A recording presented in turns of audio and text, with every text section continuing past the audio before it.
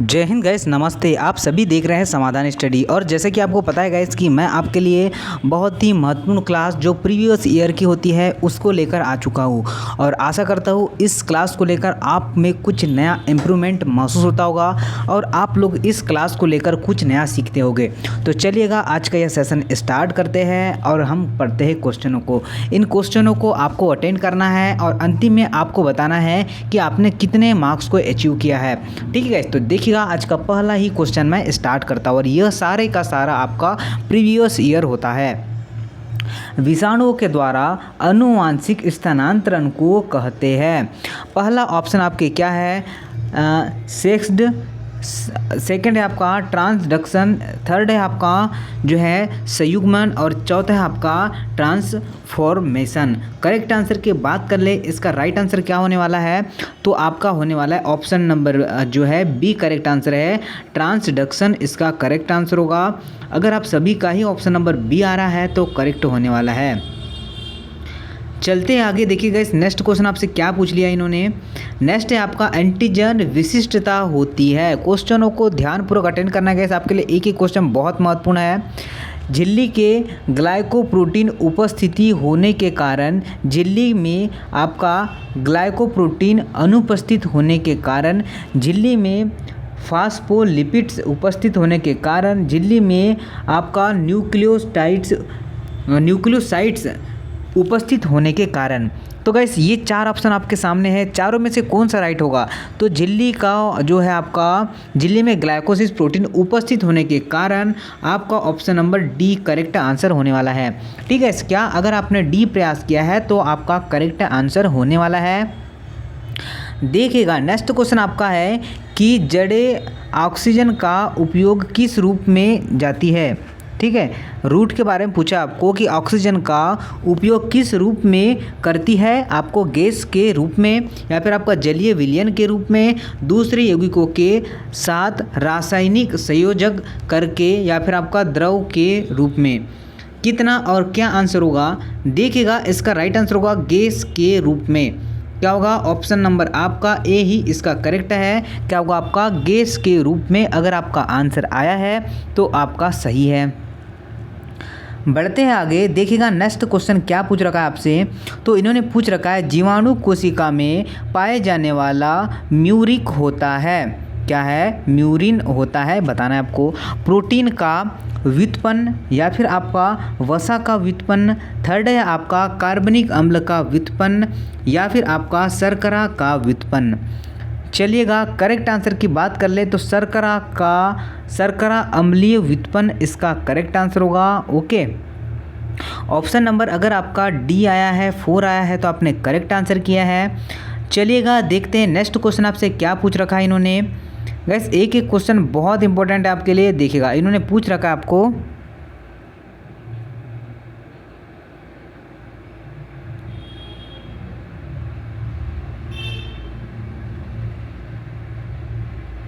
देखिएगा एस्पेरेगस का उत्पत्ति स्थल है यूरोप तथा पश्चिमी एशिया, भारत, चीन, यूएसए। Okay, very good.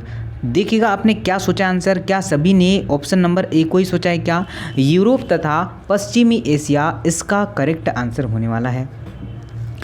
चलिएगा चलते हैं आगे। देखिएगा नेक्स्ट क्वेश्चन क्या पूछ रखा है। थोड़ा बड़ा क्वेश्चन है, क्वेश्चन को समझते हैं। अभी हमारे पास 3 ही ऑप्शन दिख रहे हैं। देखिएगा सुनिएगा ध्यानपूर्वक क्वेश्चन को कि किसी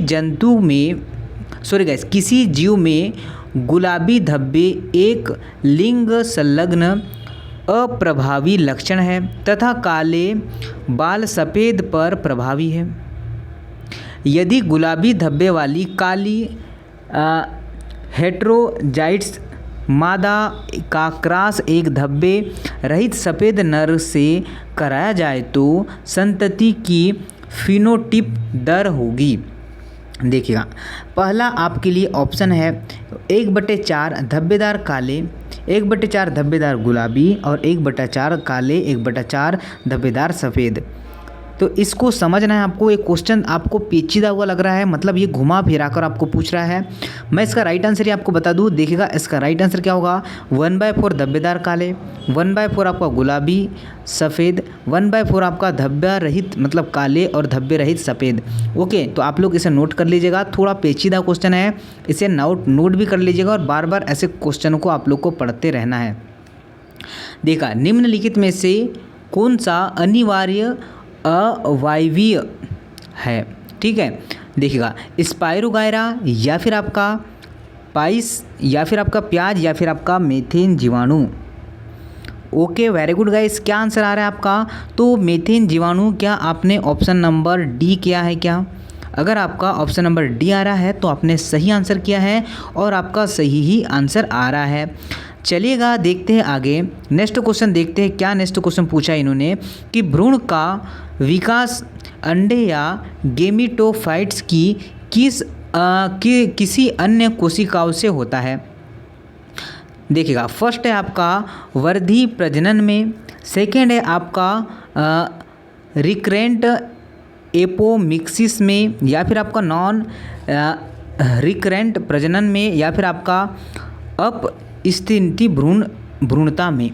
देखिएगा, करेक्ट आंसर की बात कर लूँ मैं, आपका राइट आंसर ही होने वाला है ऑप्शन नंबर बी, ठीक है। आपका रिकरेंट एपोमिक्सिस में इसका करेक्ट आंसर है, अगर आपका बी आंसर आया है तो। देखते हैं आगे चलते हैं, नेक्स्ट क्वेश्चन क्या पूछ रखा है इन्होंने। नेक्स्ट क्वेश्चन पूछा आपको एस्चेरिया कोलाई अनुवांशिक प्रतियोगिता में महत्वपूर्ण जीव है, क्यों? आपका ऑप्शन नंबर फर्स्ट है आपका, यह एप्टाइल्ड है, इसका संवर्धन सहजनता से किया जाता है, उपर्युक्त दोनों या फिर इनमें से कोई नहीं। तो उपर्युक्त दोनों आपका करेक्ट आंसर होगा ऑप्शन नंबर थर्ड, ठीक है। अगर आपको उपर्युक्त सभी रहता तो अधिकतर आंसर उपरोक्त सभी है, अगर दोनों ही देता है तो दोनों आंसर सही होना चाहिए, ठीक है। सही आपको लगाना है, क्योंकि पीईबी जो भी स्टूडेंट पीईबी की एग्ज़ाम दे रहा है अभी, तो उनको बता दूं ऐसे ही ज़्यादातर आंसर यह सही कराते हैं। आगे चलते हैं, देखिएगा नेक्स्ट देखिएगा, इन्होंने पूछा है कि पौधे में कौन सी प्रक्रिया प्रकाश द्वारा नियमित होती है। प्रकाश संश्लेषण, हार्मोन्स का वितरण, या फिर आपका गति परिवर्तन, या फिर उपयुक्त सभी। तो उपयुक्त सभी, देखिएगा मैंने ऐसे ही अभी आपको कहा था कि उपयुक्त सभी ज़्यादातर क्वेश्चन का यह आंसर क्या देता है, उपयुक्त सभी ही आंसर कराता है, और उपयुक्त सभी आपका सही आंसर है। देखिएगा नेक्स्ट क्वेश्चन क्या है आपका, ग्राम पॉजिटिविटी बैक्टीरिया में मोटी तथा आपका हीमोजीनियस कोशिका भित्ति उपस्थित होती है। लगभग 70% पेप्टाइड्स अणु होते हैं, लिपिड्स नहीं होते या 10% से कम लिपिड्स होते हैं। उपयुक्त सभी, तो क्या आंसर होने वाला है इसका, क्या सभी का ही उपयुक्त सभी आंसर आपने लगाया होगा। तो गाइस देखिएगा, उपयुक्त सभी अधिकतर आंसर क्या हो रहे हैं, उपयुक्त सभी ही आंसर सही होते जा रहे हैं। चलते हैं आगे, देखिएगा थोड़ा बड़ा क्वेश्चन है और क्या क्वेश्चन इन्होंने हमसे पूछ लिया है, ठीक है। देखिएगा ध्यानपूर्वक सुनिएगा कि निम्नलिखित में से कौन सा तथ्य इस बात का प्रबल समर्थ करता है कि इलेक्ट्रॉन स्थानांतरण एंजाइम एक सघन संयोजन में क्या होते हैं, उपस्थित होते हैं। ऑप्शन नंबर फर्स्ट में आपका माइटोकॉन्ड्रिया की भीतरी झिल्ली में अनेक वलन होते हैं। सेकेंड है आपका माइटोकॉन्ड्रिया के टूटने से बचने वाली झिल्ली के टुकड़े एटीपी संश्लेषण में सक्षम होते हैं। थर्ड दिया आपका जंतु भ्रूण की कोशिकाओं में माइटोकॉन्ड्रिया अधिक सांद्रता में एकत्र होते हैं, जो आगे चलकर प्रचलन संरचना में भाग लेते हैं। आपका संकुचनशील प्रोटीन माइटोकॉन्ड्रिया से प्राप्त एटीपी का उपयोग करने में क्या होते, सक्षम होते हैं। देखिएगा करेक्ट आंसर क्या होगा आपका, माइटोकॉन्ड्रिया के टूटने से, चलिए किस में दिया हुआ यह ऑप्शन नंबर जो है, option number B correct answer है कि माइटोकॉन्ड्रिया के टूटने से बनने वाली झिल्लियों के टुकड़े एटीपी संश्लेषण में क्या होते हैं, सक्षम होते हैं। बी अगर आपका सोचा है आपने कि बी आंसर होना चाहिए तो बिल्कुल आपका बी आंसर करेक्ट होने वाला है। देखिएगा नेक्स्ट क्वेश्चन आपसे क्या पूछा इन्होंने कि राइबोसोम की बड़ी उप इकाइयों में आरएनए के कितने अणु पाए जाते हैं। 1, 2, 3 या 4 ये मैंने आपको लाइव क्लास में करवाया है और लाइव क्लास मॉर्निंग 6 बजे से समाधान स्टडी यूट्यूब चैनल पर लगती है। चलेगा, जो इसके आंसर क्या होगा 2, ठीक है, क्या होगा 2। अगर आपने आंसर किया है तो आपका करेक्ट आंसर होने वाला है। चलते हैं गाइस आगे। अगला क्वेश्चन आपसे पूछा है कि प्रजनन में आपका एंडोस्पर्म निम्न जेनेरा में मिलते हैं। फर्स्ट ऑप्शन है आपका बेसिल्स और आपका क्लास्ट्रीडियम, सेकंड है आपका म्यूकर और बेसिलस, थर्ड है आपका मोनोकोकस और क्लास्ट्रीडियम, आपका फोर्थ है सेक्रोमाइसिस और क्लास्ट्रीडियम। देखिएगा राइट आंसर क्या होगा, ऑप्शन नंबर आपका ए ही करेक्ट आंसर है। ठीक है, बेसिल्स इसका करेक्ट आंसर जो है जो ऑप्शन नंबर ए में दिया है। और आशा करता हूँ गाइस यह सेशन आपको बहुत पसंद आएगा और आप लोग शेयर करेंगे और अधिक से अधिक विद्यार्थियों को बताएंगे। फलों को रेफ्रिजरेटर में सुरक्षित रखा जाता है, इसका मुख्य कारण क्या है?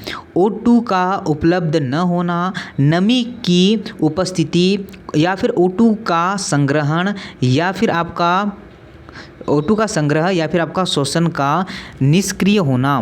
वेरी गुड गाइस, अगर आपने प्रयास किया है ऑप्शन नंबर 4 को मतलब डी वाले करेक्ट है। शोषण का निष्क्रिय होना इसका करेक्ट आंसर होने वाला है। और वेरी गुड गाइस, अगर आपका बिल्कुल सही प्रयास आया है तो देखिएगा अगला क्वेश्चन क्या है आपका, क्लोरोफिल का प्रारंभिक पदार्थ है बैक्टीरियो क्लोरोफिल, बैक्टीरियो विरिडीन, या फिर आपका ट्रिप्लोफेन, या फिर आपका क्लोरोफिलाइड। देखिएगा गाइस क्या आंसर आ रहा है आपका, क्या सभी बच्चों का ऑप्शन नंबर जो है डी आंसर आ रहा है? क्या होगा, क्लोरोफिलाइड्स इसका सही आंसर होने वाला है। ऑप्शन नंबर डी अगर आपने चूज़ किया है तो आपका सही आंसर होने वाला है। चलिएगा देखते आगे। नेक्स्ट क्वेश्चन आपसे पूछ रखा है इन्होंने कि निम्नलिखित में से कौन सा विषम है?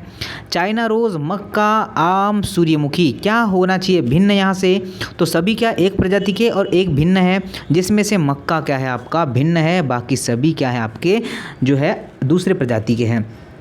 देखिएगा तो गाइस यह सेशन आपके लिए बहुत इंपॉर्टेंट है जो हमने यहाँ पर आज महत्वपूर्ण क्वेश्चन कर लिया है। बाकी के जो है अभी कुछ जूलॉजी वाले क्वेश्चन हम लोग कल करेंगे। गाइस ज़्यादा मैं आपको वर्कलोड नहीं देना चाहता, सिंपल पढ़ेंगे, कम पढ़ेंगे गाइस, पर इतना पढ़ेंगे जो एग्ज़ाम में आता है, वही पढ़ेंगे जो एग्ज़ाम में आता है। तो गाइस PAT वाले, आपके PNST वाले, डाइट वाले, वेटनरी वाले, नीट वाले सभी विद्यार्थी लाइव क्लास में आना है गाइस। मॉर्निंग सेशन में हमारी लाइव क्लास होती है और प्रीवियस ईयर के सिलेबस के अकॉर्डिंग ही हम आपके लाइव क्लासेस लेते हैं। तो आशा करता हूँ आप लोग जो लाइव सेशन में जुड़ेंगे, सेशन को शेयर करेंगे। अगर फर्स्ट टाइम देख रहे हैं तो चैनल को सब्सक्राइब जरूर करेंगे।